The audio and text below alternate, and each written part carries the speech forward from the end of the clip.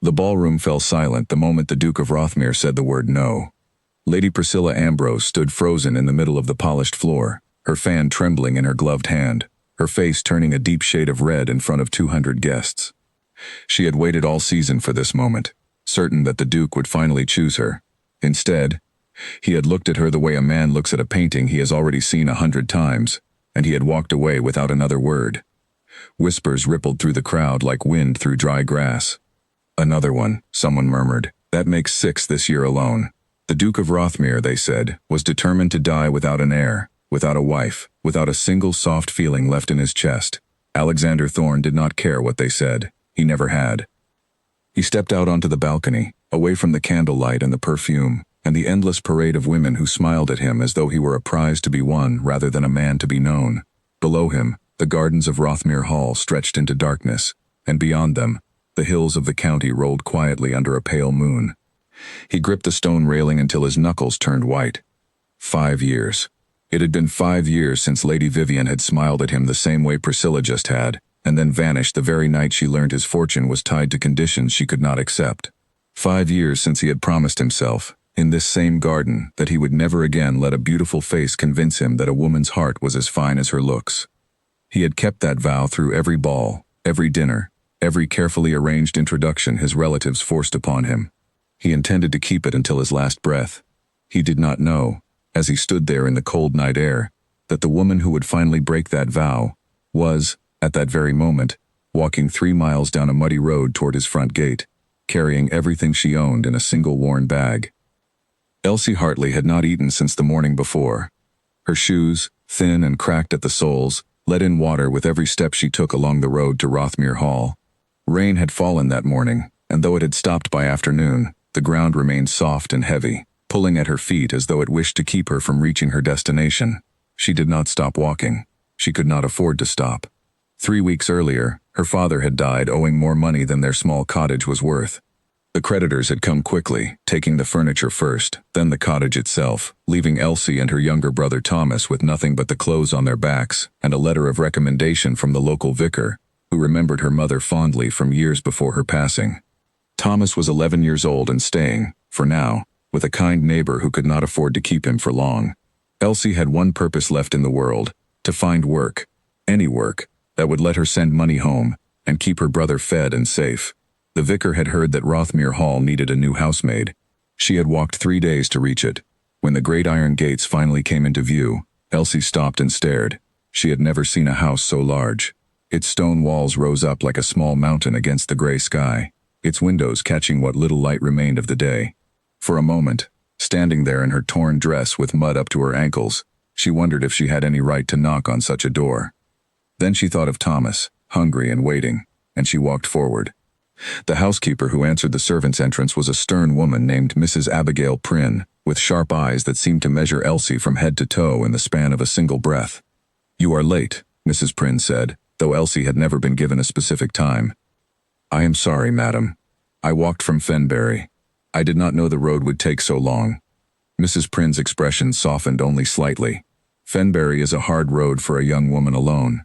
Come in before you catch your death." The kitchen was warm, filled with the smell of bread and roasting meat, and for a moment Elsie felt her knees weaken with hunger and relief.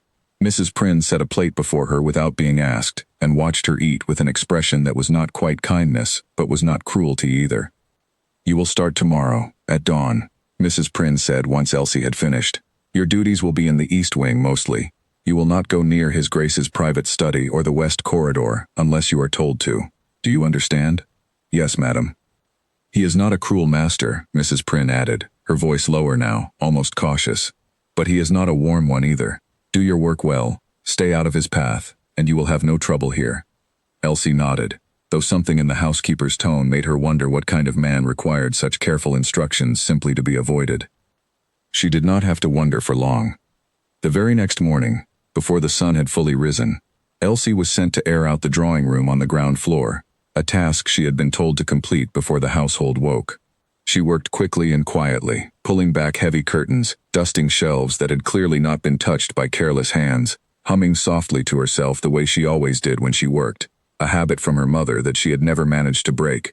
She did not hear the study door open. She did not hear the footsteps crossing the hall. "You there?" Elsie spun around so quickly that the cloth in her hand fell to the floor. A tall man stood in the doorway, dressed simply for so early an hour, his dark hair slightly disordered as though he had not slept well. His eyes were a cold gray, and they fixed on her with an intensity that made her want to look away, though something in her refused to. "Forgive me, sir," she said quickly, bending to retrieve the cloth. "I did not know anyone else was awake." "Clearly not," he said, his voice flat. "You were making enough noise to wake the entire county." Elsie felt heat rise in her cheeks, but beneath the embarrassment, something sharper stirred, something she had not expected to feel in her very first day of service. She had been taught, of course, that a servant did not speak back to a master, but she had also been raised by a father who taught her that dignity was not something to be traded away simply because a room was grand or a man's coat was well made. "I was humming, sir, not shouting," she said, standing straight now, meeting his eyes. "If it disturbed you, I am sorry." "I did not know the house had rules against a little song before dawn." For a moment the man said nothing at all. His expression did not change, but something behind his eyes shifted, as though he had expected an apology delivered with lowered eyes, and had instead received something else entirely. "Who are you?" he asked finally. "Elsie Hartley, sir. I began service yesterday." "And you speak to your betters this way on your very first morning?" "I spoke honestly, sir." "I did not know that was against the rules here either." He studied her for a long moment, and Elsie forced herself not to look away, though every instinct told her that she had likely just made a terrible mistake that would cost her the position she so desperately needed. She thought of Thomas, waiting for word from her, and her stomach turned with fear. But the man did not call for Mrs. Prynne. He did not demand her dismissal. Instead, something almost like the ghost of amusement crossed his face before it vanished as quickly as it had come. "Finish your work quietly, Miss Hartley," he said, turning back toward his study. "And in the future, save your songs for when the house is properly awake." "Yes, sir," Elsie said to his retreating back, though she was quite certain he had not truly minded the humming at all. It was only later that morning, when one of the other maids gasped at the mention of the encounter, that Elsie learned the man in the doorway had been the Duke of Rothmere himself, master of the house, and a man whose temper the entire staff had learned to fear and avoid in equal measure. "You spoke back to him," the young maid, a girl named Charlotte, whispered in disbelief as they folded linens together in the laundry room. "Nobody speaks back to his grace, nobody." "I did not know it was him," Elsie admitted, though even as she said it, she felt a strange flicker of something that was not quite regret. "Well, you are either the bravest girl I have ever met or the most foolish," Charlotte said, shaking her head. "Either way, you had better hope he forgets your face by supper time." But the Duke of Rothmere did not forget her face. That evening, as he sat alone in his study with a glass of untouched wine before him, his thoughts kept drifting, unwillingly, to the maid who had looked him directly in the eye and refused to apologize for simply existing as herself. In 5 years, no woman in his household, in his social circle, in his entire acquaintance, had spoken to him with such plain honesty. They flattered him, they agreed with him, they smiled at whatever he said, hoping to catch his interest, his title, his fortune. Lady Vivian had smiled that way too, right up until the night she disappeared from his life without a single word of explanation, leaving only a note that spoke of duty to her family, and nothing of any feeling for him at all. He had built a wall after that night, brick by brick, ball by ball, rejection by rejection, until society had given up entirely on the idea of the Duke of Rothmere ever taking a wife. And yet here was a housemaid, poor and plainly dressed, who had looked at him without a trace of flattery in her eyes, and had somehow unsettled him more in 5 minutes than any lady of the ton had managed in 5 years. He told himself it meant nothing. She was a servant, he was a duke. There was an order to the world, and he had no intention of disturbing it over a girl who happened to hum a pretty tune while dusting his drawing room. He told himself this several times that night, and did not entirely believe it even once. 3 days passed before Elsie saw the Duke again, and in that time, she learned the rhythms of the great house, the way a river learns the shape of its banks.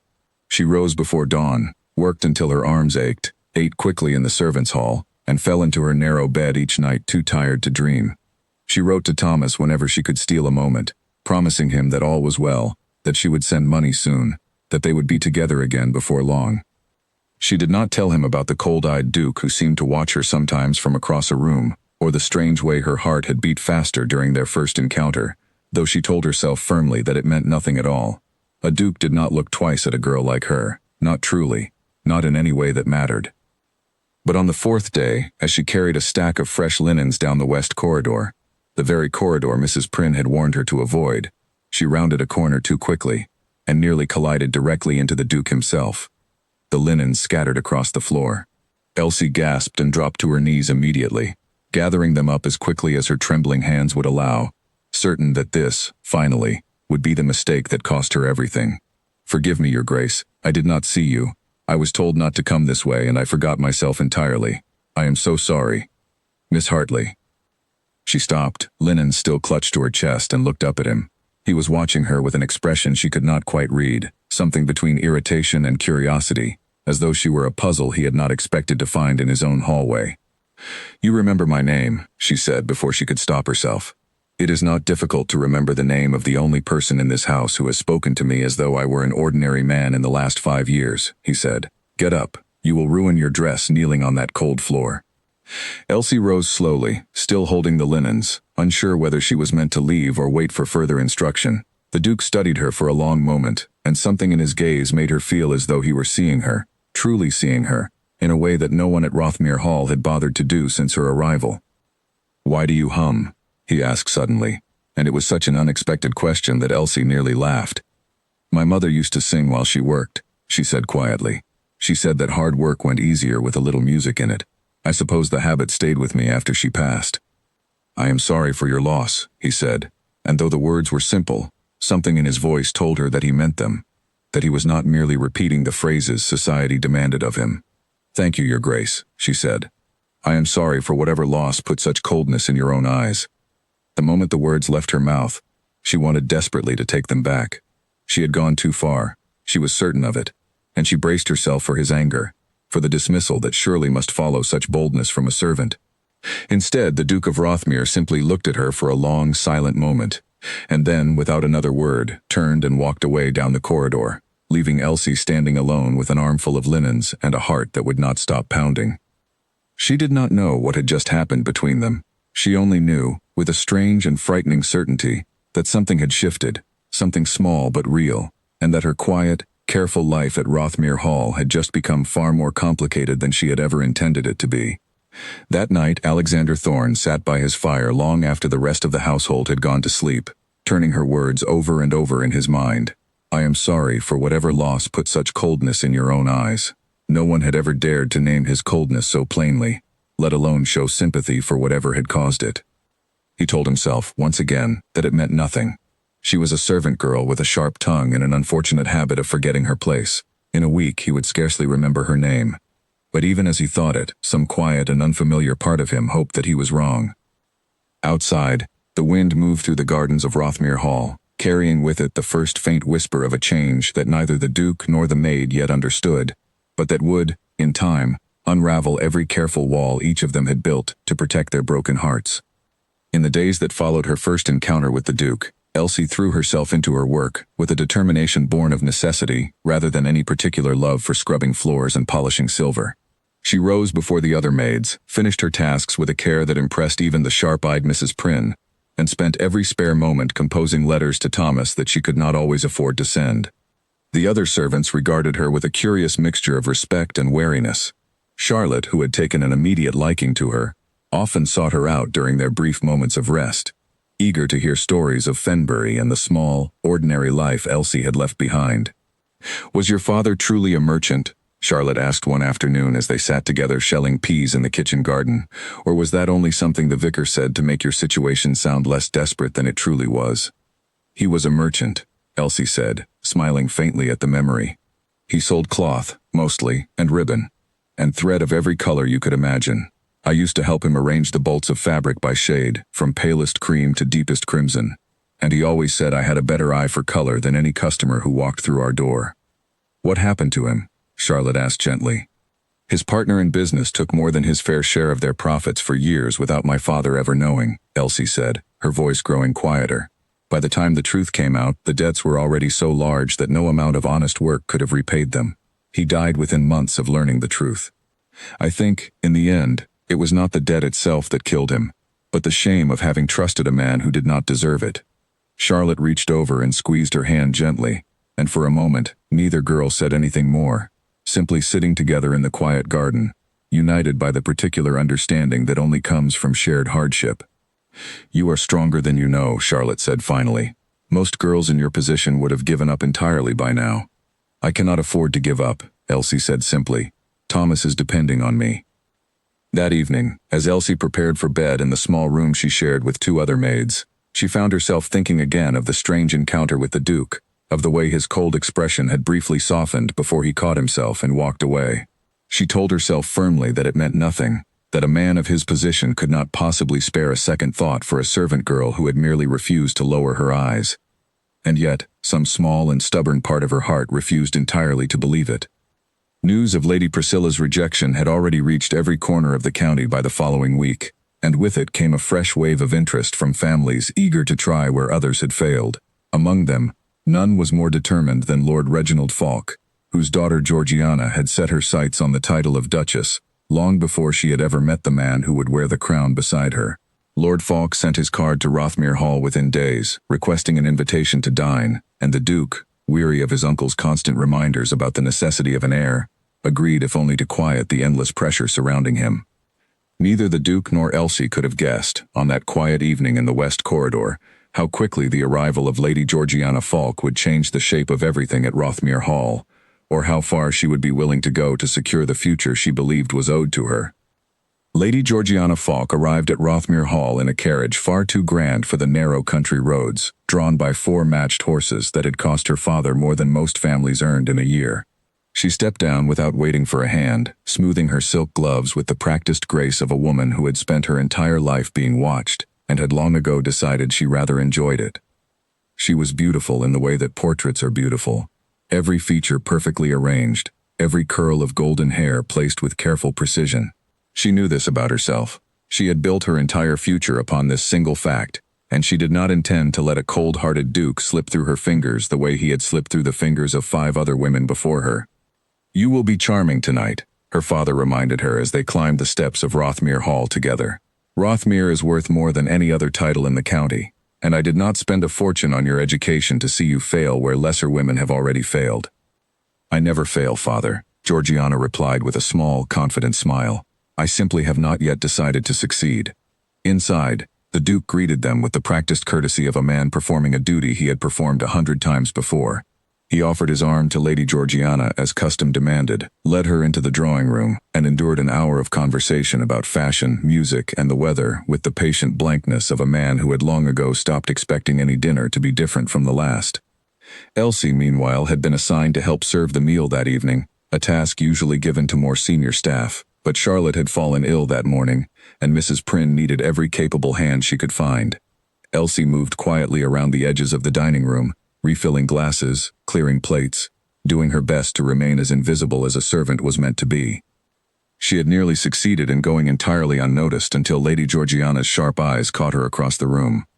"That girl," Georgiana said to the Duke, lowering her voice just enough to seem discreet while ensuring it carried perfectly well. "She serves with such an unusual bearing for a maid. Wherever did you find her?"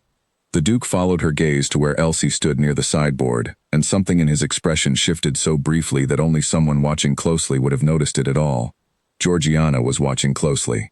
"She came to us recently," he said simply. "From Fenbury, I believe."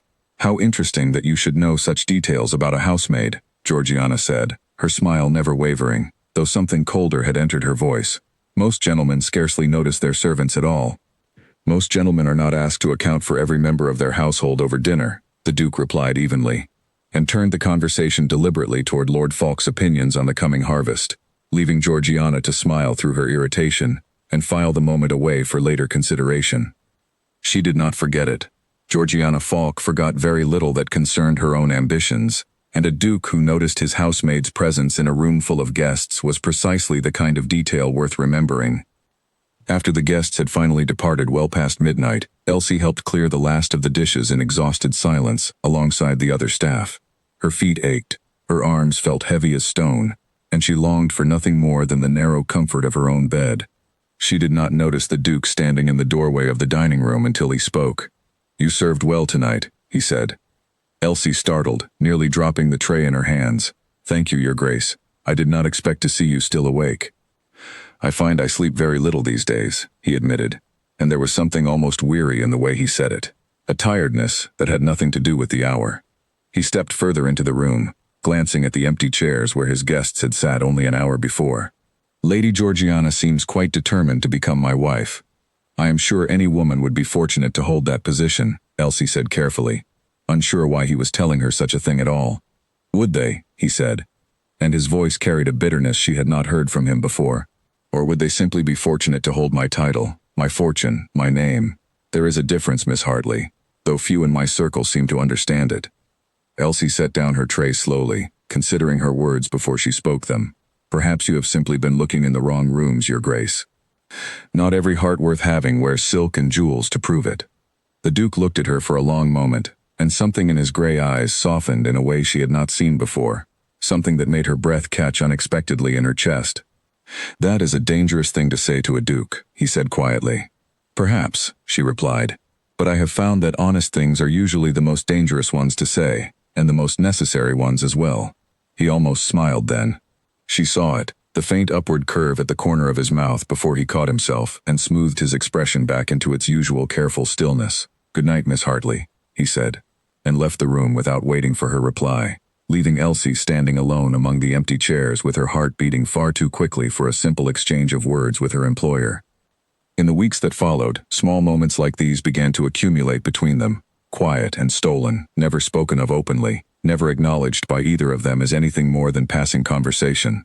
The Duke found reasons to walk through the East Wing more often than his duties required. Elsie found herself listening for his footsteps, though she told herself sternly each time that she was doing no such thing. Mrs. Prynne noticed first, as housekeepers of her experience always noticed everything that happened beneath their roof.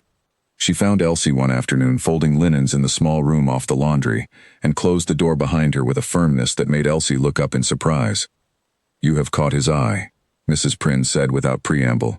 Do not pretend you have not noticed it, girl. I have run this household for 11 years, and I know the signs when I see them. Elsie's hands stilled over the linens. I have done nothing improper, Mrs. Prynne. I swear it. I did not say you had, Mrs. Prynne replied, though her expression remained grave. But improper or not, it does not matter. He is a duke, Elsie. You are a maid, with no fortune, and no family name to speak of. If this goes any further, it will not end well for you. Men of his rank may admire a pretty face and a clever tongue for a season, but they do not marry housemaids.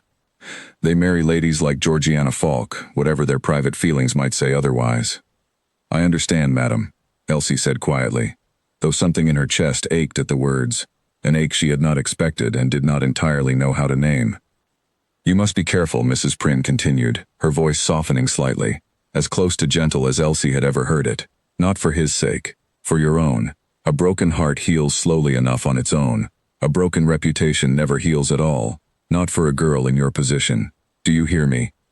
I hear you, Elsie said, and she meant it, though she could not honestly promise, even to herself, that she would be able to follow the advice. In the days that followed Mrs. Prynne's warning, the Duke found himself increasingly restless within his own home, a restlessness he could not entirely explain even to himself. He took to walking the grounds at odd hours, ostensibly to inspect the state of his fences and fields, though he could not deny, if he were honest with himself, that his footsteps often carried him past the East Wing, where Elsie's duties most frequently took her. One afternoon he came upon her teaching young Peter his letters in a quiet corner of the servants' hall, using nothing more than a stick and a patch of bare earth outside the kitchen door, since paper was too costly to waste on practice. She had drawn each letter carefully, sounding them out patiently as the boy repeated them back to her, his tongue caught between his teeth in fierce concentration. You are teaching him to read, the Duke observed, startling them both. He wishes to be a proper stable master one day, Elsie explained, rising quickly and brushing dirt from her skirts. A stable master must be able to read accounts and orders for feed and tack. I thought it a shame that no one had troubled to teach him, when the lesson costs nothing but a little patience and a stick. The Duke watched Peter continue tracing letters into the dirt, entirely absorbed in his task, and something in the quiet, unassuming generosity of the scene struck him more deeply than he expected. Vivian, he thought, would never have troubled herself with such a thing.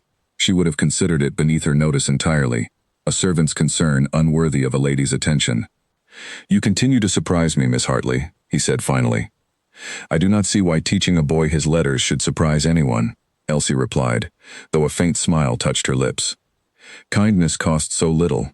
and yet so few seem willing to spend it freely. The Duke said nothing further, but he found himself thinking of her words long after he had continued on his walk, turning them over in his mind, as he had turned over so many of her observations in the weeks since her arrival, each one settling a little deeper into the cracks of the careful wall he had spent 5 years building around his heart.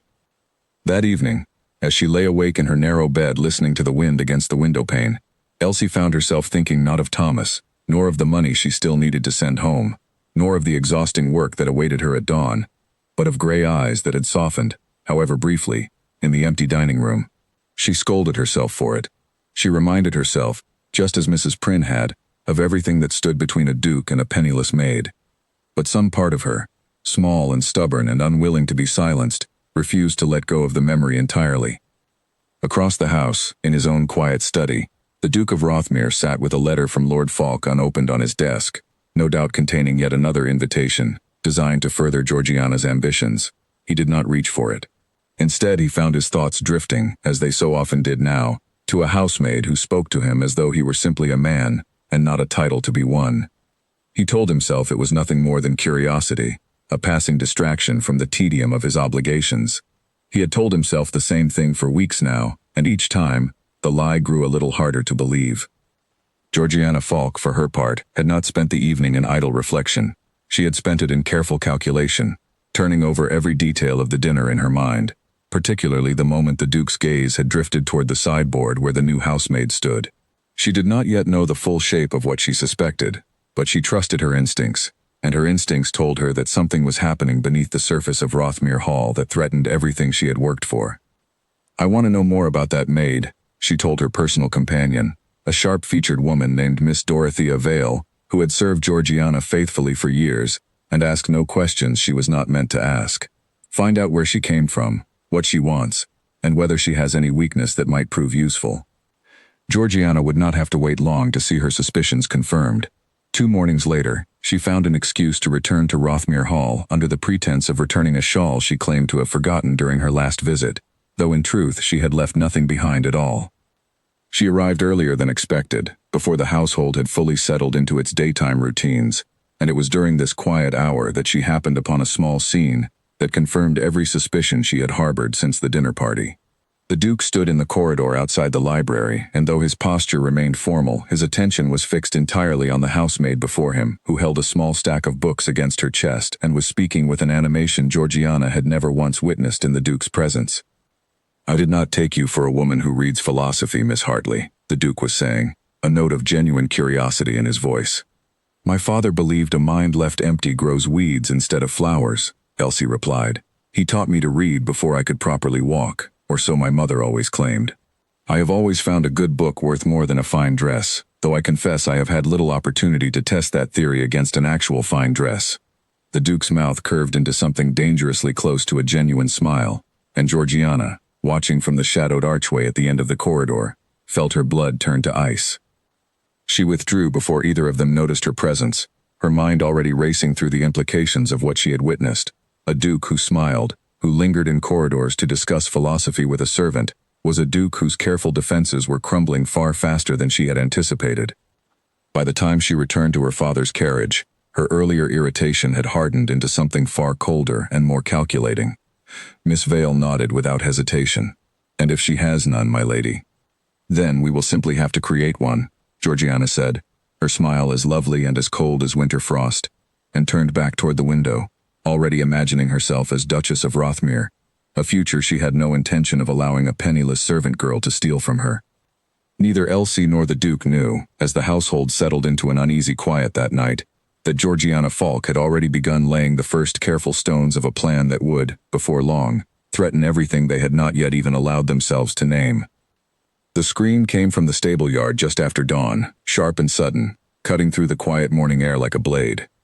Elsie dropped the basket of eggs she had been carrying and ran toward the sound without a second thought, her skirts catching against her legs as she sprinted across the wet grass. She found a young stable boy named Peter crumpled near the fence, his face pale, his arm bent at an angle that made her stomach twist with alarm. One of the horses, spooked by something unseen, had thrown him hard against the wooden rail. "Someone fetch the physician," Elsie shouted to the stable hands who had gathered uselessly around the boy, frozen with the particular helplessness of men unused to sudden crisis. Quickly now, do not stand there staring. She knelt beside Peter, ignoring the mud soaking through her skirts, and spoke to him in the same steady, soothing voice her mother had once used on her when she was frightened as a child. You are going to be well, Peter. Do you hear me? I need you to breathe slowly and stay very still. I am going to help you, but you must trust me and stay calm. The boy, no older than 12, nodded through his tears, his breath coming in short, panicked gasps. Elsie carefully examined his arm, her hands moving with a gentleness that came from some deep instinct she had never had reason to name before, and determined that though the injury was painful, the bone had not broken through the skin. She tore a strip from her own apron without hesitation and began binding the arm carefully against his side to keep it still. It was in this position, kneeling in the mud with torn fabric in her hands and a frightened boy's trust placed entirely in her steady voice, that the Duke of Rothmere found her when he arrived at the stable yard, drawn by the commotion. He stopped several feet away and simply watched for a moment, unnoticed by Elsie, who was entirely absorbed in her task. There now, she was saying softly to Peter, nearly finished. You have been so very brave, braver than most grown men I know. Your mother will be proud of you when she hears how well you bore this. The physician arrived soon after, and once Peter had been carried carefully inside to be properly examined, Elsie finally rose, brushing uselessly at her ruined apron, and turned to find the Duke standing there, watching her with an expression she had never seen on his face before, something unguarded and quietly astonished. Your Grace, she said, suddenly self-conscious of the mud on her hands and the state of her dress. I am sorry, I did not see you arrive. Where did you learn to do that? He asked, his voice quieter than she had ever heard it. Learn what, Your Grace? To care for someone that way, he said, so calmly, so completely, as though nothing in the world mattered more in that moment than that boy's fear. Elsie considered the question for a moment before answering honestly. My mother was often ill in her final years, she said. I learned that fear only grows larger when it is left alone. Someone simply needs to sit with it and speak steadily, until it grows smaller again. I do not know that it is a skill so much as it is simply what love looks like when there is nothing else to offer. Later that same week, Peter's recovery gave the household a small cause for quiet celebration, and Elsie visited him often during her rest hours, bringing him small treats from the kitchen and listening patiently to his stories of the horses he hoped to work with once his arm had fully healed. You have a gift with frightened creatures, the physician told her during one such visit, having observed how easily Peter settled whenever Elsie sat beside him, whether they walk on 2 legs or 4, it seems. Elsie laughed softly at the observation, though later, walking back toward the kitchens, she found herself wondering whether the physician's words applied equally well to a certain Duke, whose carefully guarded heart seemed, however slowly, to be settling in her presence as well. She did not have long to wait before that suspicion found further confirmation. The Duke began seeking her out with a regularity that even the most oblivious member of the household could hardly fail to notice, always with some small pretext, a question about the household accounts, a request for her opinion on a matter of estate business, entirely unsuited to a housemaid's expertise, though Elsie suspected these questions were simply excuses to spend a few stolen minutes in conversation. Why do you truly seek me out so often, Your Grace? She asked him plainly one afternoon, as they stood together in the estate's small library, sunlight streaming through tall windows onto shelves of leather-bound books.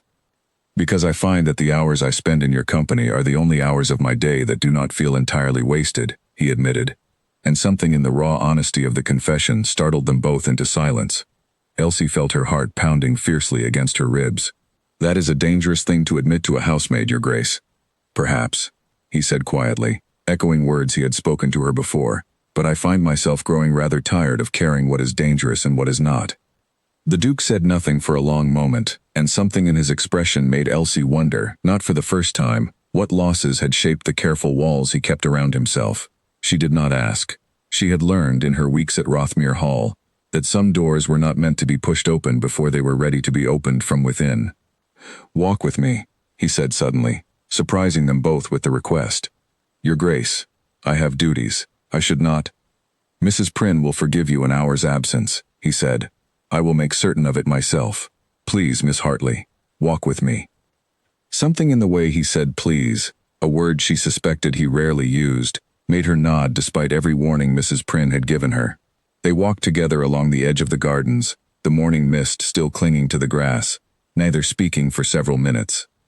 "I was engaged once," the Duke said finally, breaking the silence without warning. 5 years ago. Her name was Vivian." Elsie remained quiet, sensing that he needed the space to continue without interruption. "She was beautiful," he continued, his voice carefully flat, the way it always was when he was working hardest to hide what he truly felt.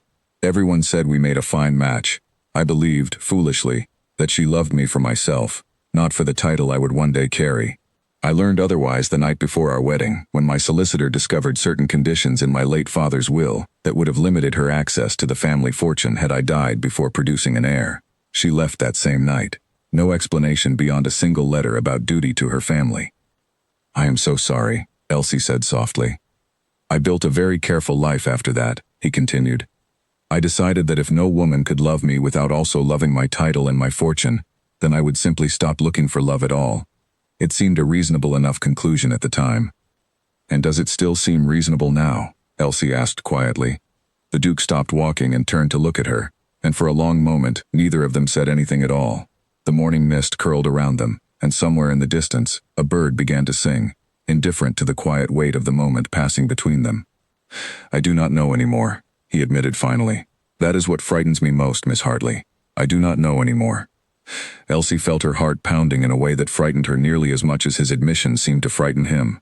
She thought of Mrs. Prynne's warning, of the vast distance between a duke and a maid, of everything sensible and safe that told her to step back now, before either of them said something that could not be unsaid. "Perhaps," she said carefully, "the answer does not need to be found today."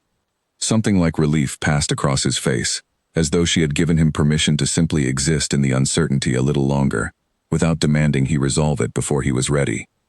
"Thank you," he said quietly, "for Peter, for your kindness to him. It was not lost on me." "It was nothing more than any decent person would do, Your Grace." "Perhaps," he said, echoing her own word back to her with the faintest hint of warmth in his voice. "But decency of that kind is rarer than you might think, in the circles I am usually forced to keep." They returned to the house separately, careful to arrive at different times so as not to draw attention, though Elsie suspected that at least one set of eyes had already noticed their absence. She was right to suspect it. Georgiana Falk, who had arrived unannounced that morning under the pretense of delivering a gift basket for the recovering stable boy, a gesture calculated entirely for appearances, had watched from an upstairs window as the Duke and the housemaid walked together through the garden mist, their heads bent close in quiet conversation. She had watched for nearly 20 minutes, her jaw tightening with every passing moment, until Miss Vale finally found her standing rigid at the glass. "My lady, is something wrong?" Georgiana did not answer immediately. When she finally turned from the window, her expression had settled into something cold and determined, all traces of her earlier calculation replaced by genuine fury. "Find out everything about that girl," she said, her voice low and controlled in a way that was far more dangerous than shouting would have been. "Everything, Dorothea. Where her family comes from, what debts they carried, whether there is any scandal attached to her name at all. I do not care how small. I want it found, and I want it found quickly."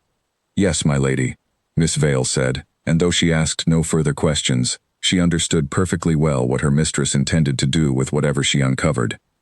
Georgiana lingered at the window a moment longer, watching the empty garden where the Duke and the maid had walked together only minutes before, and felt something cold settle over her heart, colder even than her ambition, colder than her pride.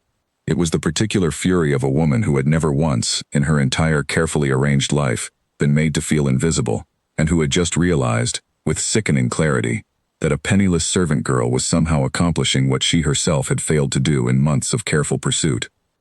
"I did not come this far," she said quietly to no one at all, "to lose everything to a maid." That evening, as the household settled into its usual quiet rhythms, Elsie found herself once again unable to sleep, her mind replaying every word the Duke had spoken to her in the garden that morning. She told herself, as she had told herself many times before, that nothing could truly come of it, that the walls between them were built of stone far too thick to ever be worn away by something as fragile as growing feeling. But some quiet, hopeful part of her, the same part that had refused to lower her eyes on her very first morning at Rothmere Hall, would not entirely believe the warning, no matter how many times she repeated it to herself in the darkness. She did not yet know that Georgiana Falk had already set her plans into motion, or that within days, a letter would arrive that threatened to unravel every careful secret Elsie had worked so hard to leave behind in Fenbury. The letter arrived on a Tuesday, delivered directly into Mrs. Prynne's hands by a writer none of the staff recognized, and by the time the housekeeper finished reading it, her face had gone pale with something far worse than her usual sternness. "Elsie," she said, calling the girl into her small office off the kitchen, "close the door behind you." Elsie obeyed, a cold feeling of dread already settling in her stomach at the housekeeper's tone. "There is a rumor circulating," Mrs. Prynne said carefully, choosing her words as though each one had a weight she needed to measure before releasing it. "A serious one.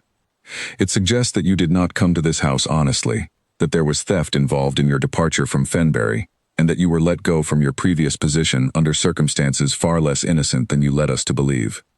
Elsie felt the blood drain from her face. "That is a lie," she said, her voice shaking despite her best efforts to steady it. "I have never stolen a single thing in my life. My father died owing money, that is all. That is the whole truth of it. I have never worked in service before this house. There was no previous position to be dismissed from." "I believe you," Mrs. Prynne said, and something in her tone suggested she meant it. "But belief is not always enough, Elsie. This rumor has already reached Lord Falk's household, and from there, I suspect it will not take long to reach every ear in the county. If it reaches His Grace's family, if his uncle hears of it, you may be dismissed before you are ever given the chance to properly defend yourself." Elsie sank into the chair across from the housekeeper's desk, her legs suddenly unable to hold her weight. "Who would do such a thing?" she whispered, though some quiet, cold part of her already suspected the answer. Mrs. Prynne did not answer directly, but the look in her eyes told Elsie everything she needed to know. "I have to write to Thomas," Elsie said suddenly, her mind racing toward the one fear larger than her own reputation. "If I am dismissed, if there is no money, he will have nowhere to go, no one to care for him. Mrs. Prynne, please, I beg you, tell me what I must do to make this right." "You must find proof," Mrs. Prynne said firmly. "A letter from the vicar in Fenbury, records of your father's debts, anything that confirms the truth of your story. Until then, keep to your work, hold your head steady, and do not give anyone further reason to doubt you." Elsie nodded, though her hands trembled as she rose from the chair, and she spent the rest of that day moving through her duties in a daze, her mind consumed by fear for her brother, and fury at whoever had spread such a cruel and baseless lie about her. Later that night, alone in her small room, Elsie finally allowed herself to weep, quietly, into her thin pillow so as not to wake the other maids sleeping nearby. She thought of her father, of the shame that had ultimately taken his life, and wondered bitterly whether she was now destined to suffer the very same fate, ruined not by any true wrongdoing of her own, but by the cruel schemes of someone who saw her only as an obstacle to be removed. She thought too of Thomas, waiting patiently for word from her, trusting entirely in her promise to keep him safe and fed. The thought of failing him, of being cast out into the world with nothing once more, frightened her more than any rumor about her own reputation ever could. But beneath the fear, something harder and more resolute began to take shape as well. She had not survived her father's death, the loss of her home, and 3 days walking alone along a muddy road, only to be undone now by lies invented out of jealousy and spite. She rose from her bed before dawn the next morning with red-rimmed eyes but a steady heart, determined to face whatever came with the same quiet dignity that had carried her through every hardship before it. She did not have to wonder for long who was responsible. That very evening, as she carried a tray of tea toward the drawing room where the Duke sat reviewing correspondence, she overheard Georgiana's voice drifting from the hallway beyond, speaking to Miss Vale in tones she clearly believed were private. "It was almost too easy," Georgiana was saying, a note of satisfaction clear in her voice. "A few well-placed words to the right people, and within a week, no respectable house in the county will take her in. His Grace will have no choice but to see her dismissed, and then this ridiculous distraction will finally be behind us." Elsie stood frozen in the hallway, the tea tray trembling slightly in her hands, fury and heartbreak warring within her chest in equal measure. She wanted, more than anything, to march into that room and confront Georgiana directly, to demand she take back her cruel lies. But she thought of Thomas, of the precarious position she already occupied in this house, and forced herself instead to continue on toward the drawing room, as though she had heard nothing at all. The Duke looked up as she entered, and something in her expression must have betrayed her, because he set down his correspondence immediately, his brow furrowing with concern. "Miss Hartley, is something wrong?" "Nothing, Your Grace," she said quickly, setting the tray down with hands she prayed did not shake visibly. "I am simply tired." He studied her for a long moment, clearly unconvinced, but before he could press further, a Georgiana herself appeared in the doorway, her expression the picture of innocent concern. "Your Grace, I wonder if I might have a private word," she said, her eyes flickering meaningfully toward Elsie. "There is a matter of some delicacy I feel obligated to bring to your attention." Elsie's stomach dropped. She curtsied quickly and left the room, though she did not go far, lingering just beyond the doorway despite every instinct telling her that eavesdropping would only make matters worse. "I have heard some troubling news," Georgiana began, her voice carefully sorrowful, as though the words pained her greatly to speak. "About your new housemaid. I would not normally trouble you with servants' gossip, but given the circumstances, I felt it my duty as a friend to warn you, before the situation grows any more embarrassing for your household." "And what circumstances would those be?" the Duke asked, his voice carrying a coldness Elsie had not heard from him since her very first encounter with him in the drawing room weeks before. "There are rumors of theft," Georgiana said.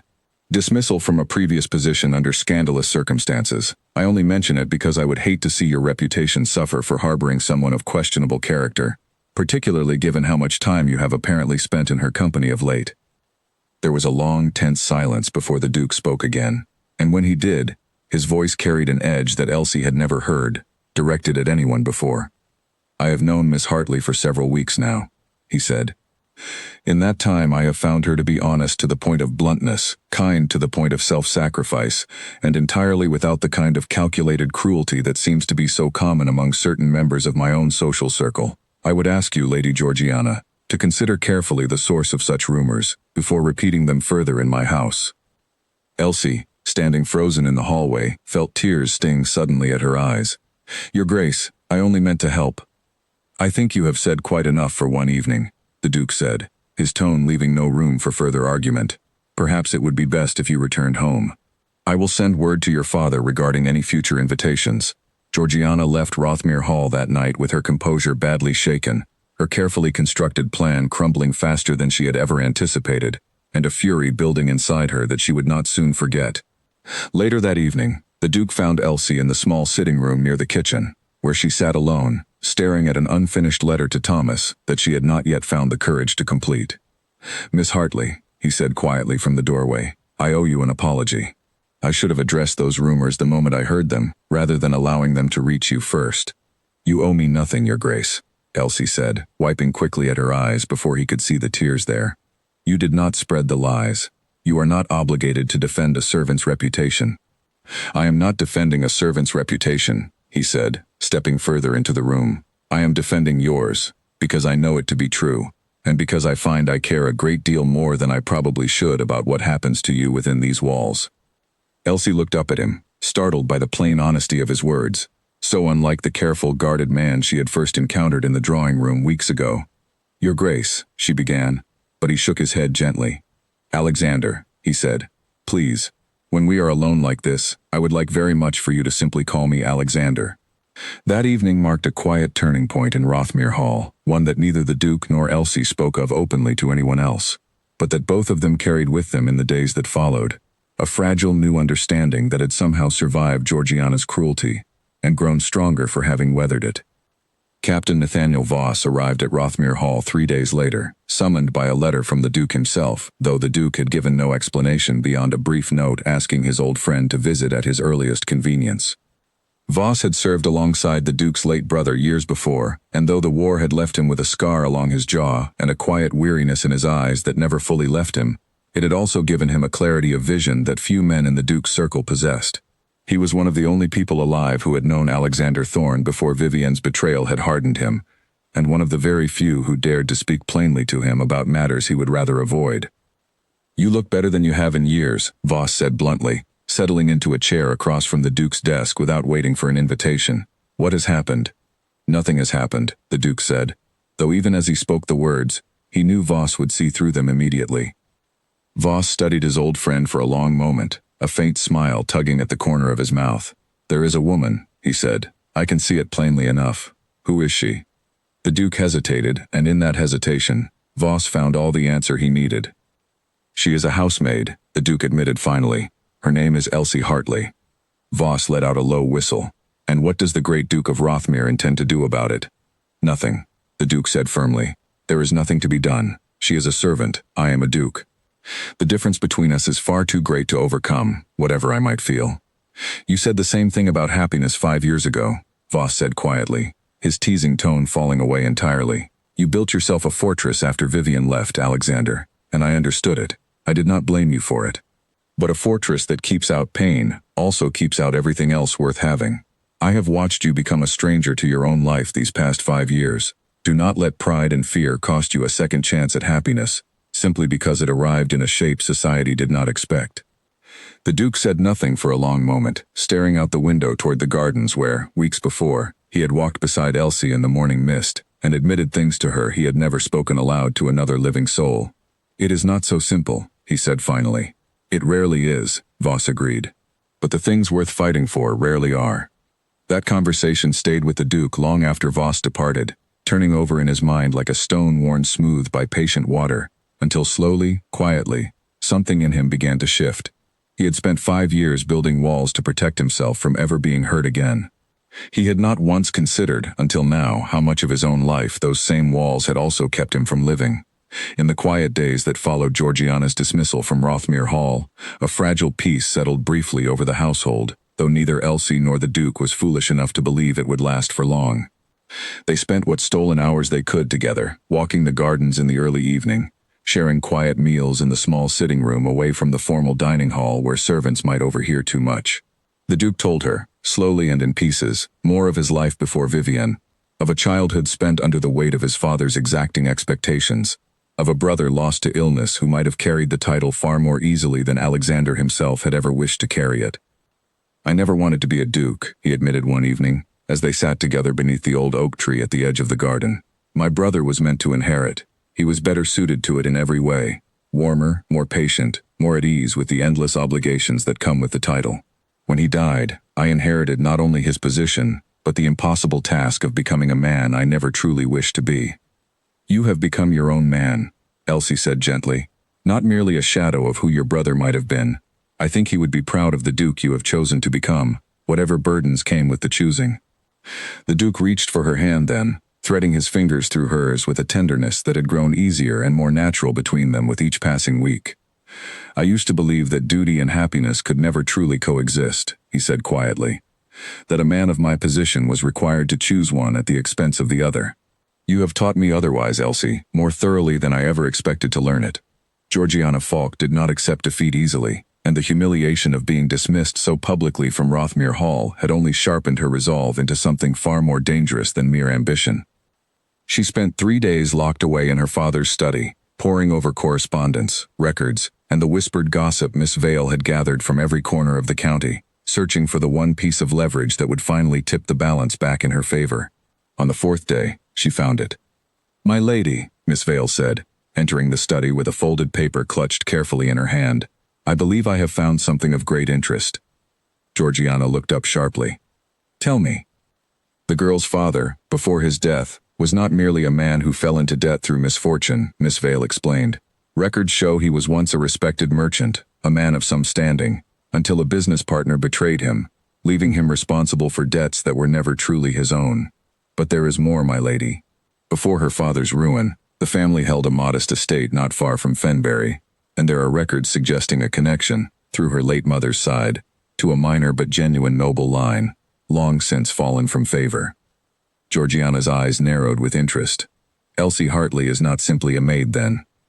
She is a woman of fallen birth, pretending humility to win a duke's sympathy. I do not believe there is any pretending involved, my lady, Miss Vale said carefully.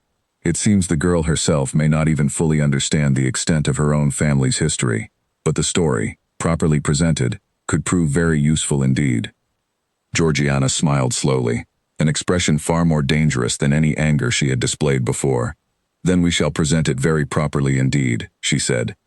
Meanwhile, at Rothmere Hall, the Duke had begun to make quiet arrangements of his own, though he had not yet shared his intentions with anyone beyond Captain Voss. He spent hours in his study reviewing his late father's will, consulting privately with his solicitor about the conditions that had once cost him Vivian, determined to understand precisely what obstacles stood between himself and any future he might choose to build. He found Elsie one evening in the small garden behind the kitchens, where she often went to steal a few quiet moments after her duties were finished. and something in his expression told her immediately that he carried news of some weight. "Alexander," she said, using his given name for the first time outside the privacy of their earlier conversations. "What is it?" "I have been thinking," he said, sitting beside her on the low garden wall, "about everything Voss said to me, about the years I have spent hiding from happiness, out of fear that it would only be taken from me again. I do not wish to hide any longer, Elsie. Not from this, not from what I feel for you." Elsie's breath caught in her throat, hope and fear tangling together in equal measure. "Alexander," she said carefully, "you are a duke. I am a maid with no fortune, no family name that means anything in society. Whatever you feel, whatever I feel in return, the world will not simply allow us to forget that difference." "Let the world think what it wishes," he said firmly. "I have spent 5 years living my life according to what the world expected of me, and it has brought me nothing but loneliness. I would rather face every scandal society can invent than spend another 5 years as empty as I have been." Before Elsie could respond, a servant appeared at the garden gate, breathless and clearly distressed. "Your Grace, forgive the interruption, but there is a matter requiring your immediate attention. Lord Falk has arrived, and he insists on speaking with you at once regarding a matter of great urgency concerning Miss Hartley." The Duke's expression darkened immediately. He rose, offering Elsie his hand, and together they made their way to the drawing room, where Lord Falk stood waiting alongside his daughter, a folder of papers clutched in his hands, and an expression of carefully rehearsed concern on his face. "Your Grace," Lord Falk began without preamble, "I come to you not out of malice, but out of genuine concern for your reputation and the honor of this house. It has come to my attention that the young woman you have taken under your protection carries a history far more complicated than any of us realized." "What is the meaning of this?" the Duke said coldly, stepping slightly in front of Elsie in a manner so protective that even Lord Falk faltered momentarily before continuing. "We have discovered," Lord Falk continued, "that Miss Hartley's family, though fallen upon hard times, holds a connection to a noble line disgraced generations ago through scandal and financial ruin. Georgiana informs me that certain parties are already aware of this connection, and that unless matters are handled carefully, this information could easily find its way into scandal sheets across London within days, greatly embarrassing your family name." Elsie felt the blood drain from her face. She had known so little of her mother's family history, had never once imagined that some hidden thread of nobility ran through blood she had believed entirely ordinary. "Is this true?" the Duke asked her quietly once Lord Falk and Georgiana had been shown from the room, his voice gentle rather than accusing. "I do not know," Elsie admitted, her hands trembling slightly. "My mother spoke very little of her own family. She always said that the past mattered far less than the life we chose to build with the time we were given. I never thought to press her further. I did not know there was anything to press." Later that evening, once the household had settled and the immediate crisis had passed, Elsie searched through the small collection of her mother's belongings she had carried with her from Fenbury, a modest bundle of letters and trinkets that had survived the sale of their cottage only because the creditors had judged them worthless. Among the letters, tucked carefully into the lining of an old shawl, she found a single faded document bearing a family crest she did not recognize, and a name that matched, unmistakably, the very lineage Lord Falk had described. She sat for a long while simply staring at the paper, trying to reconcile this unexpected discovery with the humble life she had always believed herself to have led. It changed nothing about who she truly was, she told herself firmly. And yet it explained, perhaps, the quiet grace and careful education her mother had always insisted upon, habits that had seemed, at the time, simply the natural inclinations of a loving parent, but which now suggested a life once lived among circles far grander than the modest cottage in Fenbury had ever revealed. She brought the document to the Duke the following morning, her hand still trembling slightly as she placed it in his care. "It does not matter to me in the slightest, Elsie," he told her gently, "whether this paper exists or not. I did not fall in love with a lost lineage. I fell in love with the woman who spoke honestly to me on her very first morning in this house, mud on her shoes and all." "And what precisely do you propose, Lord Falk?" the Duke asked, his voice dangerously quiet. Lord Falk glanced briefly at his daughter before continuing. "It would be simplest, Your Grace, if Miss Hartley were quietly released from service and provided with a modest settlement to ensure her silence and her disappearance from society entirely. In exchange, this unfortunate information need never see the light of day, and your reputation, along with your family's honor, would remain entirely intact." "You are asking me to pay you to make her disappear," the Duke said flatly. I am asking you to protect your family's name, Your Grace, as any reasonable man in your position would surely wish to do." The room fell into a tense, heavy silence. Elsie stood frozen, watching the man she had come to love standing at a crossroads that could determine both their futures, and she felt, despite every hope Voss's words had inspired in him, the old familiar fear rising within her that duty and reputation would ultimately win out over whatever fragile feeling had grown between them. But when the Duke finally spoke, his voice carried none of the hesitation she had feared. "I have spent 5 years of my life protecting a reputation built on nothing but coldness and fear," he said. "I will not spend another single day protecting it at the cost of a woman whose only crime is having a heart honest enough to see past my title. Get out of my house, Lord Falk, both of you, and take your threats and your schemes with you. If you wish to spread whatever story you have concocted, then spread it. I have nothing left to hide, and I find, quite suddenly, that I have nothing left to fear either." Lord Falk's face flushed with fury, but before he could respond, Georgiana stepped forward, her carefully maintained composure finally cracking entirely. "You would truly choose her," she demanded, "over everything your family has built, over your own reputation, over the entire life expected of you?"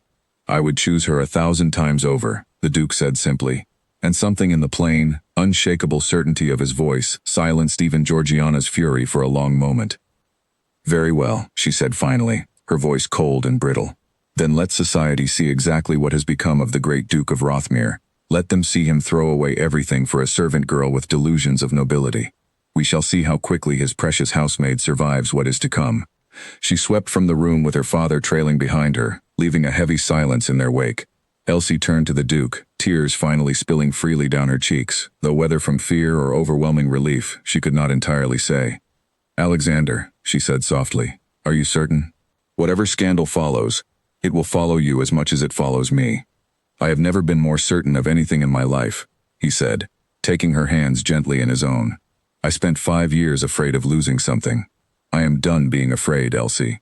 I would rather lose everything society has to offer than lose you." Outside, the first quiet stars had begun to appear over Rothmere Hall, indifferent to the storm that Georgiana Falk had promised to unleash upon them both, and equally indifferent to the quiet, unbreakable resolve that had finally settled, after 5 long years, into the heart of a man who had once sworn he would never love again. True to her word, Georgiana Falk did not wait long to set her final scheme into motion. Within days, whispers began circulating through the county, growing louder and more elaborate with each retelling, until by the time they reached London, the story bore only a passing resemblance to the truth.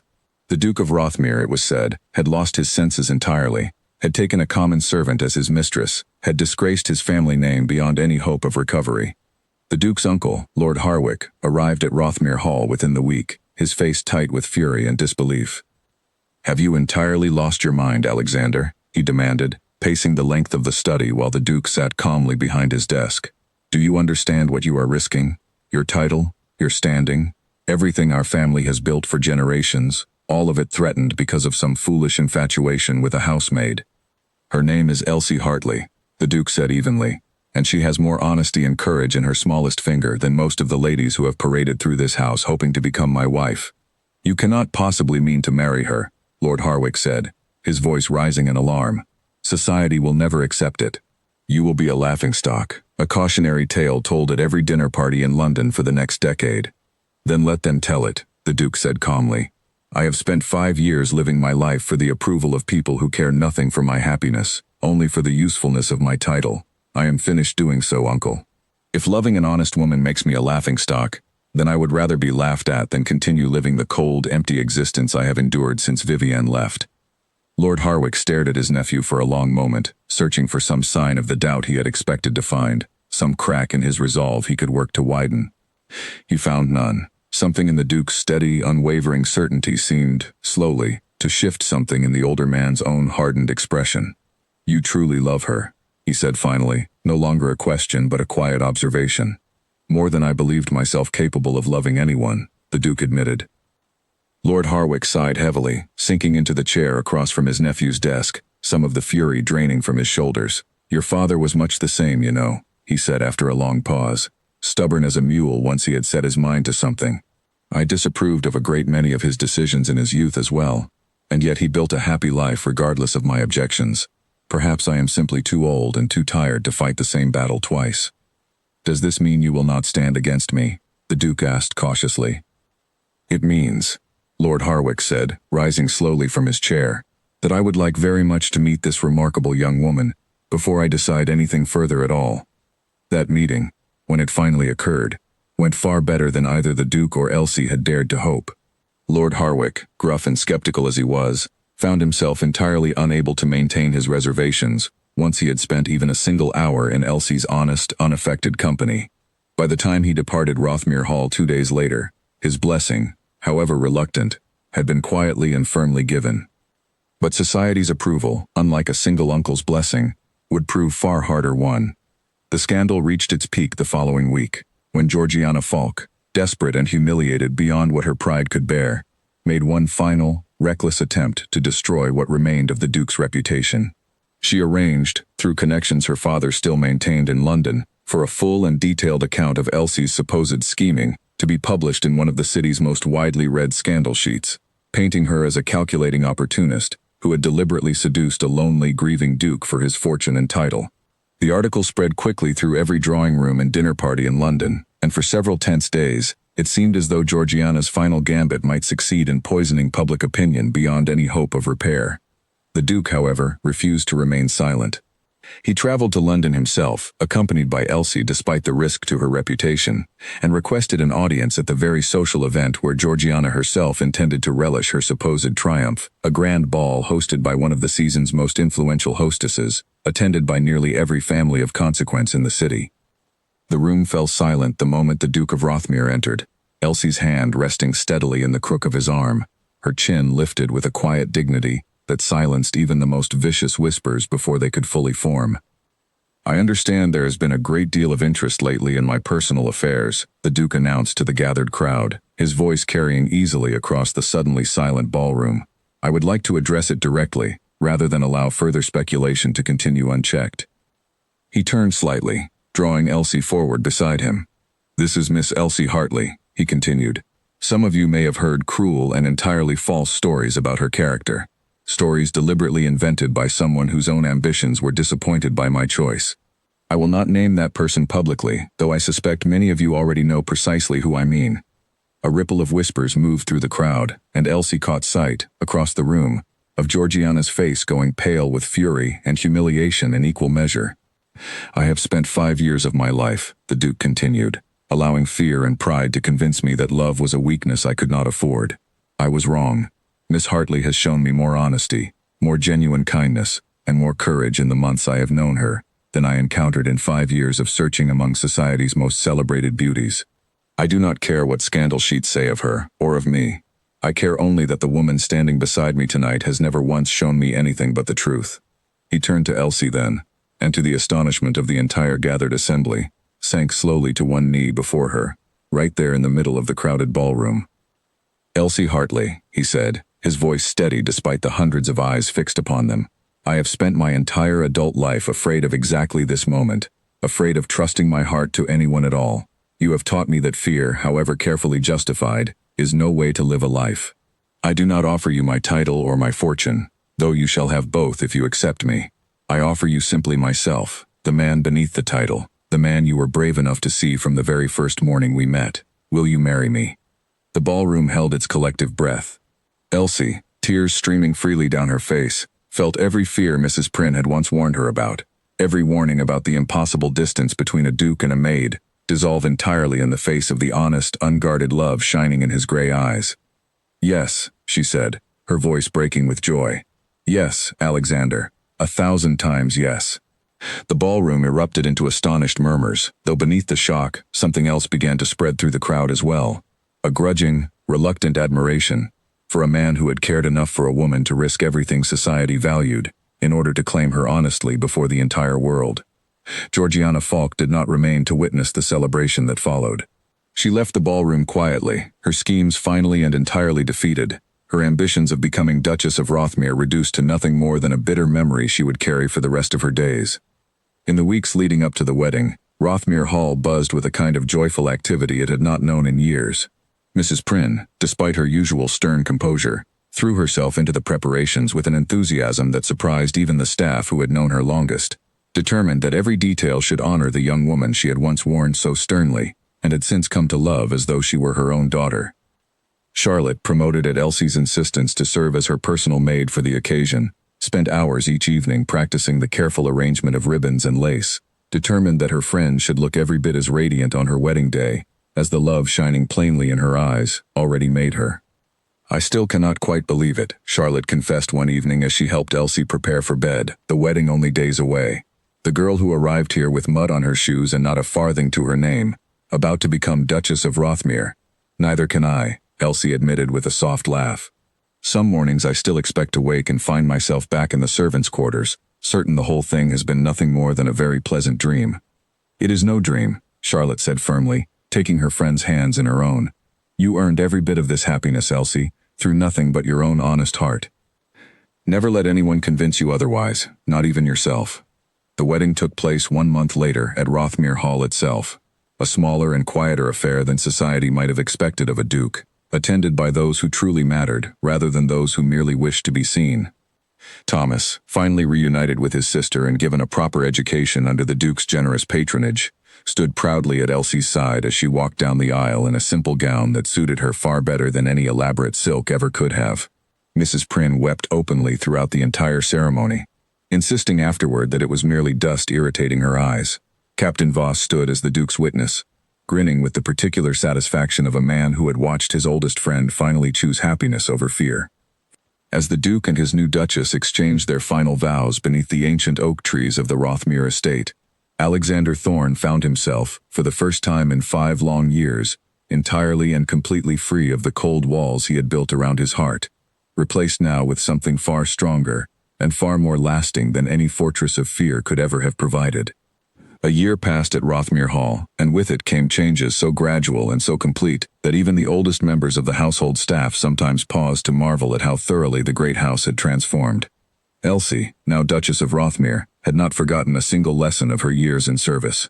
Where other ladies of her new rank might have distanced themselves entirely from the staff who had once been her equals, she instead insisted on fair wages, decent hours, and a kindness toward every servant beneath her roof that quickly became the quiet talk of the county, admired even by those who had once whispered cruelly about her humble origins. Mrs. Prynne, far from resenting the change, found herself prouder of the young woman she had once warned so sternly than she had ever expected to be of anyone in her long years of service. Thomas thrived under his new circumstances, his education flourishing under tutors the Duke had personally selected, his easy laughter filling hallways that had once known only cold silence. He often joined Alexander in the study in the evenings, poring over books on subjects that fascinated him, and the Duke found in the boy's eager curiosity a warmth he had not expected to discover in himself, the quiet satisfaction of watching a young life flourish under his care. Captain Voss became a frequent visitor to Rothmere Hall, and it was during one such visit, nearly a year after the wedding, that he arrived to find the household in a state of joyful commotion entirely unlike its usual peaceful order. "What on earth has happened here?" he asked Mrs. Prynne, who met him at the door with tears of happiness openly streaming down her weathered face. "A daughter," Mrs. Prynne said, her voice thick with emotion. "Born not 2 hours ago. The Duke has scarcely left her side since." Voss found his old friend in the nursery, cradling a small bundle with an expression of such complete and open tenderness that he scarcely recognized the cold, guarded man he had known only a year before. "She is beautiful," Alexander said softly, not looking up from the small face sleeping peacefully in his arms. "We have decided to name her Margaret, after Elsie's mother." Voss stepped closer, studying his friend for a long moment. "You have changed entirely," he said quietly. "I scarcely recognize you." "I have simply remembered who I was always meant to be," the Duke said, finally looking up with a smile that reached fully into his eyes, something Voss had not seen there in years. "I spent 5 years believing that love was a danger to be avoided at all costs. I nearly let that fear cost me the greatest happiness of my life." Elsie entered the nursery then, tired but glowing with quiet joy, and the Duke rose immediately to guide her gently to a chair, settling their daughter carefully into her waiting arms. Georgiana Falk, they later learned through the quiet channels of county gossip, had eventually married a wealthy merchant from the north. A match her father had arranged hastily after her failed pursuit of the Duke left her reputation somewhat diminished among the finest families of society.